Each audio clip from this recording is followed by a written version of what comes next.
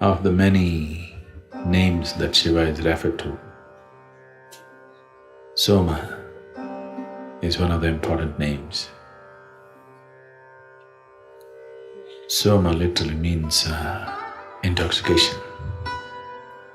If there is no intoxication, you will never be mad enough to jump into the ultimate void, which is only liberation. So, Soma or Somasundara is one of prominent names of Shiva. Always inebriated, but fully alert. So,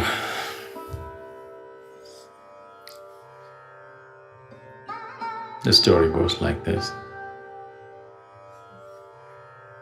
Shiva was sitting near Kailash in a completely inebriated state. The news spread all over India that there is a man sitting, so magnificent a man that slowly year after year, people started making the pilgrimage. There was a girl who was a princess in the Himalayan kingdom.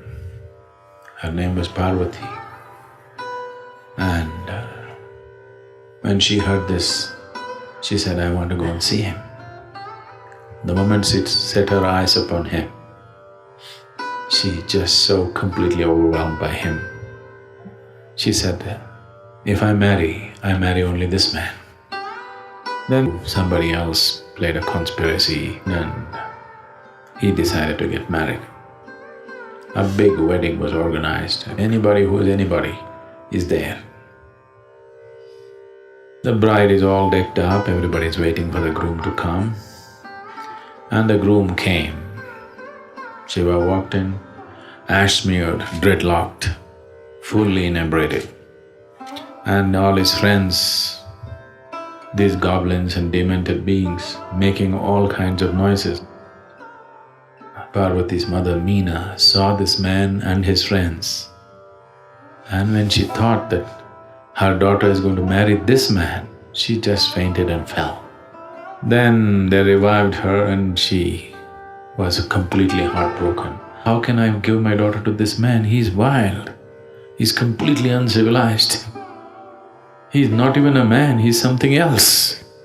So Parvati went and begged Shiva, "For me, whichever way you are, for some reason you put on a hideous form and come, this is also okay with me. But for my mother's sake, just show a better form." Then he said, "Okay." And then he turned into a very graceful and beautiful form, which was referred to as Somasundara, drunk but beautiful. Completely inebriated, eyeballs up, but he became utterly beautiful. Then Meena revived and looked at this magnificent man standing there, and she said, "I would like to give my daughter to this man, not to that one." So, inebriation, intoxication is an essential quality of meditativeness.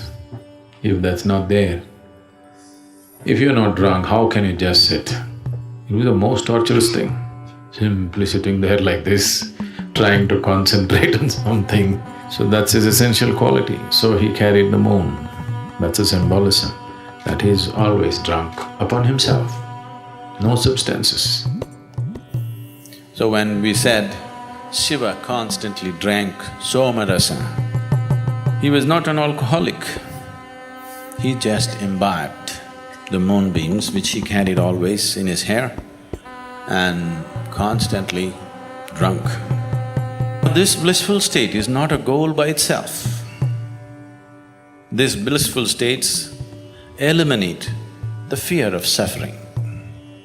Only when the fear of suffering is gone, only when this idea, what will happen to me, is completely eliminated from you, you would dare to explore life. Otherwise, you only want to protect it. Whether a career or a business, it's all about security. Marriage is about security. Everything is about security. As long as the fear of suffering is constantly playing its role, now you will not dare to really go into deeper dimensions of life. Only if you are drunk like this, but fully alert. Now, there is no fear of suffering, you're willing to go anywhere.